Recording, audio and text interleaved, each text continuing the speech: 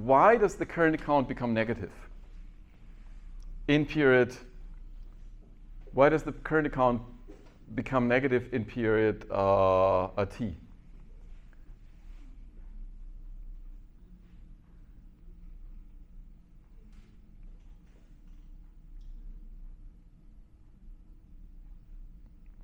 How much do people have in terms of income?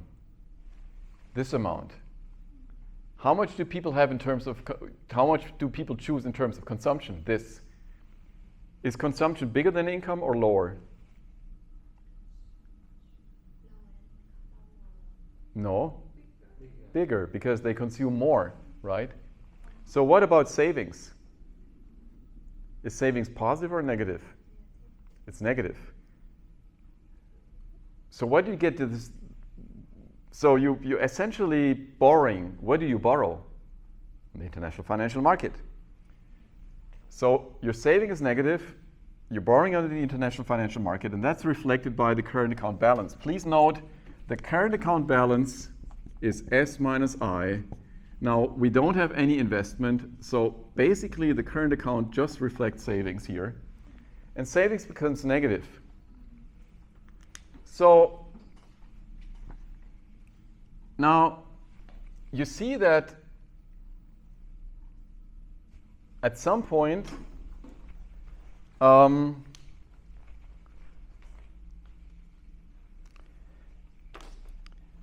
savings become positive. So GDP, actually, that's not quite the case. GDP becomes bigger than consumption. I'll come back to this. Now, what happens to the net international investment position? Why does it go down? Well, because the current account balance in period T requires to borrow, and the borrowing, of course, generates liabilities. Now, the current account doesn't return to zero immediately, so you have a sequence of current account deficits as long as you have a sequence of current account deficits, and this drives down the net international investment position to this level. And here's the $1 million question. What happens to the difference between YS and CS in the long run? Where does this go? Output is bigger than consumption. What do the people do with that? And it's permanently so.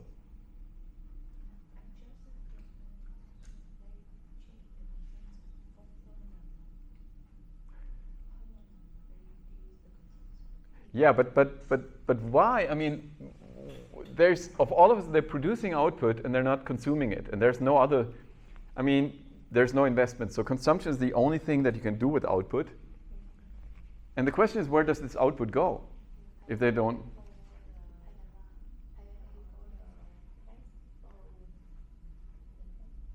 Not the tax, but because there's no government, but they make payments. To whom do they make payments? Exactly. This is negative primary income, right? This is an economy that's running a current account deficit, accumulating liabilities. Those liabilities drive down the net international investment position, and the net international investment position requires that they make payments not to repay, but to honor to make the return payments, right? So this is basically, this difference is primary income being smaller, it's RB actually, right? And BS being negative means you have to make payments. So this is a country like Honduras or whatever, Singapore, or the countries that we saw yesterday, a country that is sitting on a large negative net international investment position and has to makes these payments. So what is the relationship between gross national income and GDP in this country? Is GNI greater than GDP, or is it the other way around?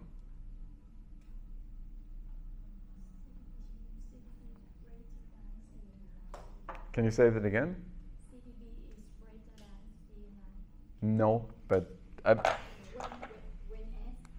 goes to the infinitive. yeah, yeah, but look, the GNI is GDP plus primary income. Now, if primary income is negative, then you reduce, right? So actually, GNI, gross national income, is smaller than GDP.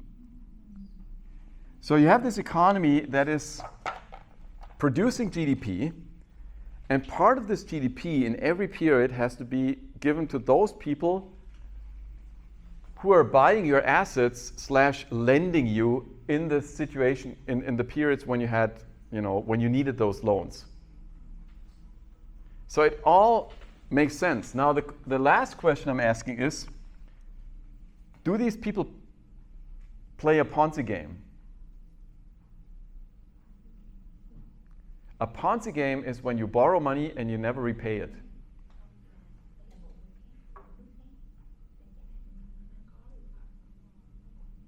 So is this a Ponzi game? I know these guys are settling on a net international investment position which is negative forever, right?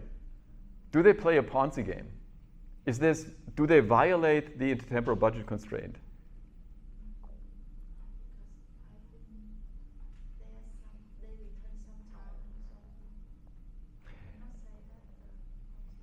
So they're not playing a Ponzi game because they're making the interest payments.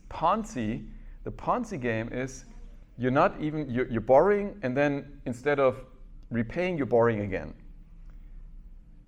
This by such is not a problem as long as you make the interest payments. But if you're not even making the interest payments, so you're borrowing and then you're borrowing a new amount which covers the principal and the interest, and then you're doing it again and again, then your net international investment position becomes infinitely negative, or it becomes infinitely positive if you allow someone else to play a Ponzi game. Now here, this thing settles on a constant value because these guys are making the interest payments. It's just they never repay their liabilities. It's like a person who is borrowing and is duly making the interest payments, but never actually repays the loan and rolls over the loan from one period to another. Now, for a person, that's very rare. But for a company, that's not. I mean, you go to a company and say, show me your balance sheet, and you see on the right hand, you see equity and debt. And then you say, when do you ever repay that debt? And probably the manager of the company will say, what do you mean? I mean, companies don't pay back their debt. They repay and then they roll over, right? They get new credit, ideally. Unless, of course, the banks become nervous and do not extend credit. So this is like a country that is a long-run permanent debtor to the rest of the world. Okay? And there's no problem for the country. Well, there's no problem for the rest of the world, because it's like the rest of the world has had these assets, and they're getting returns on these assets. Right? So it's like Central and Eastern Europe, which in the 1990s attracted a lot of foreign investment, had huge current account deficits. The net international investment position dropped, and it's still very negative, and they're making these payments. It's not just interest. I mean, here we only have an interest rate, but they're making profit payments. Good. Okay, so far so good. This is the logic of this model. Now, there's two more questions I would like to address. What might be far from reality? Where might this model be unrealistic?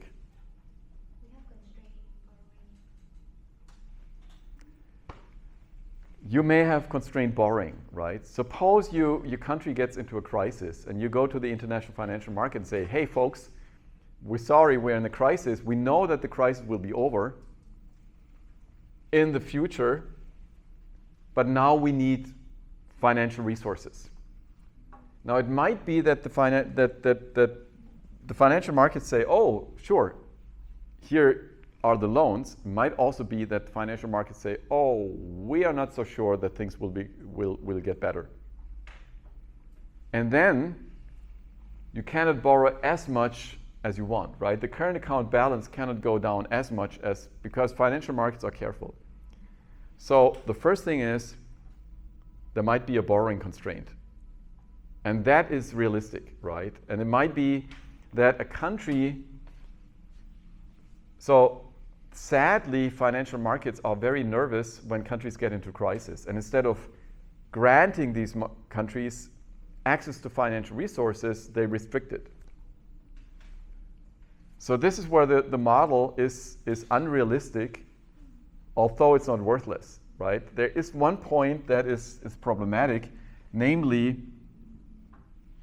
to what extent you can actually run a current account deficit really depends on your creditworthiness and financial markets, bless you, willingness to allow you to buy those assets, right? I mean, if you go into, if the net international investment position becomes negative, you need financial markets to be willing to buy your assets, to allow you to go into a negative net international investment position. That's a serious problem. Now, why might there be a credit constraint? Now, I said financial markets are nervous, but let me give you another story. Suppose this happens in the year 2025, and suppose we are here in the year 2125, 100 years later. Now, we're talking about an infinite horizon model. So 100 years are nothing. So suppose we are in the year 2125, far away from now. So this has happened in 25. Now this is 125. And suppose there's someone saying, wait a minute, where does this negative net international investment position come from? And then someone will say, well, 100 years ago, your ancestors were in a bad situation. They accumulated a lot of liabilities. And this is why you have this negative net international investment position. Now, what might happen?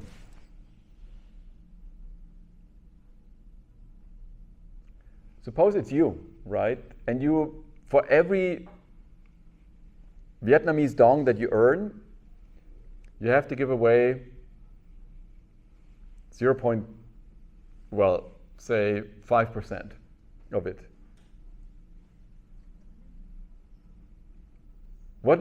At some point you might say, look, I don't want to do that any longer. And then if someone says, look, this goes back to the past, you might say, well, I don't care, right? We sit on these liabilities. These liabilities go back to something that happened in the past. I don't want to honor these liabilities anymore.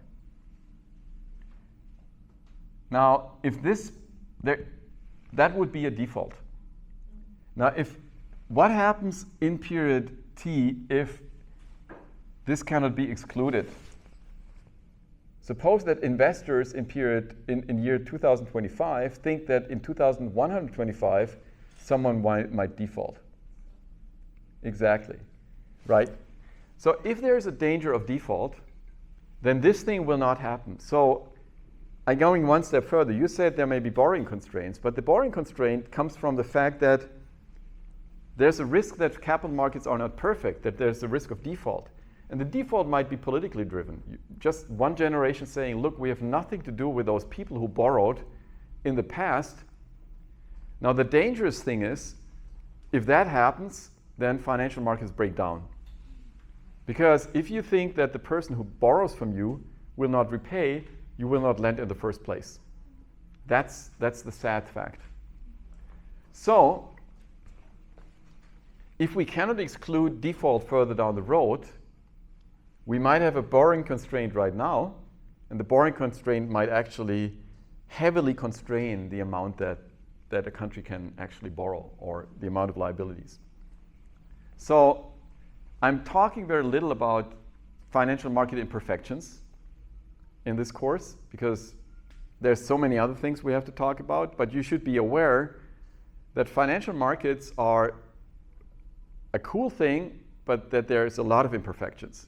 There's default risk, there's all kinds of externalities, all kinds of information asymmetries, but what you want to understand to start with is how financial markets work if they work smoothly. And then you want to understand what happens if they don't work smoothly. And I'm just opening the door and I'm closing it again. Now the last thing, and that's also on the problem set. What would this picture look like if the negative income shock was anticipated? Suppose someone tells you in period t, or in period t minus 1, look, there will be a negative income shock in period t plus t. So it's not that this comes as a surprise, it comes as it is announced. Well, think about it. I'll draw a picture.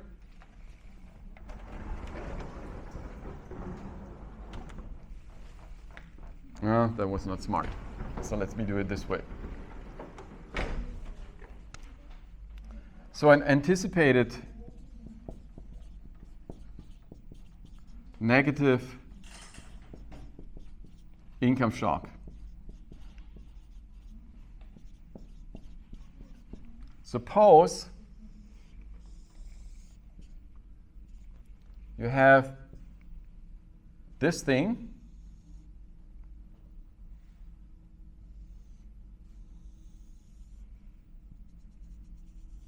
in t, but in t minus 1,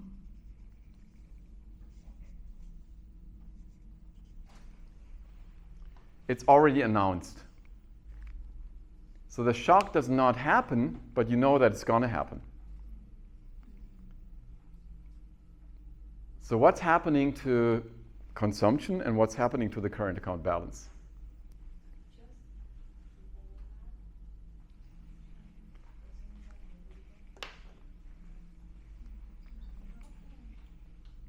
And that's, again, shows how powerful dynamic macroeconomics is, because it allows to address these questions. What is the difference between a surprising event and an announced event?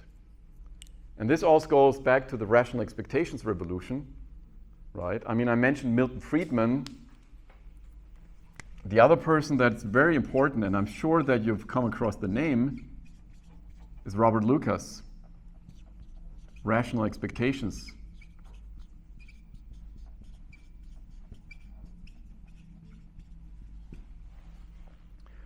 What Robert Lucas and Milton Friedman are kind of the fathers of modern macroeconomics. I guess that Michael Haliassos would agree and say, yeah, that's right. We owe to Milton Friedman, we owe the permanent income hypothesis. We owe to Robert Lucas the idea of rational expectations. Rational expectations means what you do depends as much on what you observe as on what you expect to observe. So pure announcements that change your expectations about the future have real effects. Now, this little example is just realizing that. So suppose that you know that starting from period, you know that you're getting an announcement in period t minus 1, that starting in period t, you will have that shock and income going back. So what will your consumption do in period t minus 1? Exactly, that's the point. Your consumption will already drop at this point in time, right? So your consumption will drop because your permanent income has dropped, right? You can actually crank it out and you show that nothing has happened yet, but you anticipate that something's gonna happen. So your consumption drops in period t minus 1, although the income shock only comes in period t. one period later. What does that mean for the current account?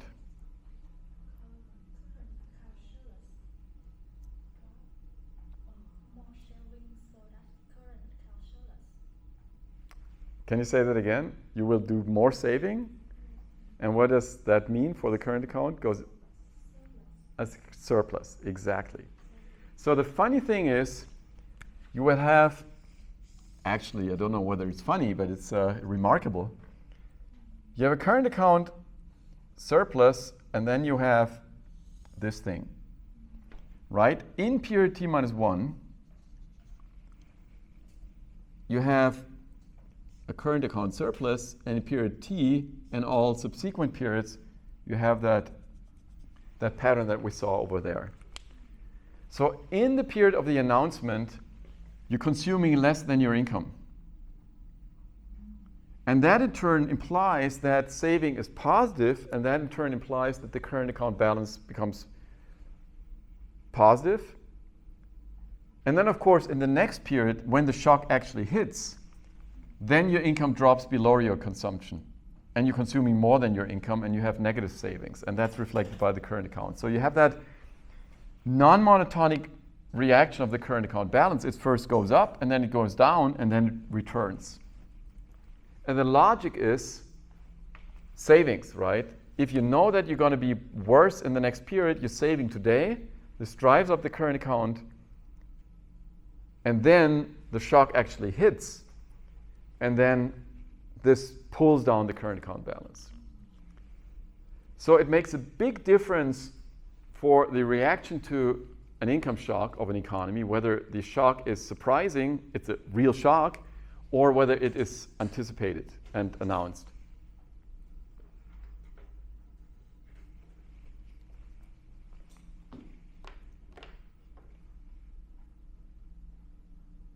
So just to complete that, that's the evolution of the current account balance.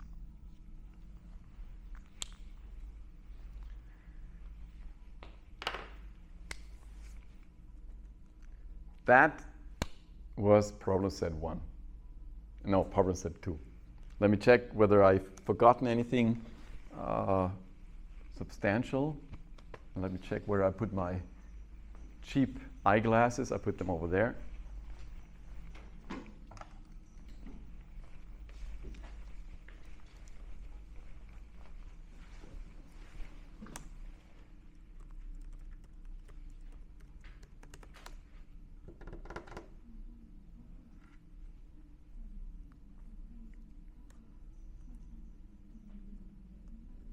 Okay.